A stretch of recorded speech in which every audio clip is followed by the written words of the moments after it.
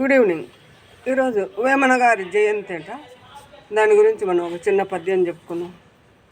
భోగి కానివాడు యోగి కాడని తాను, భోగి కానివాడు యోగి కాడని తాను, వేశ్యలోలుడాయ వేమారెడ్డి, వేశ్యలోలుడాయ వేమారెడ్డి. సత్యమెరిగి తాను చరితలోన నిలిచే, సత్యమెరిగి తాను చరితలోన నిలిచే.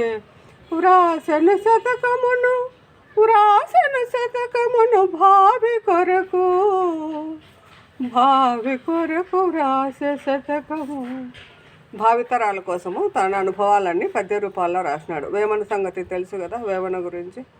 వేమారెడ్డి భోగి కానివాడు యోగి కాడని ఆయన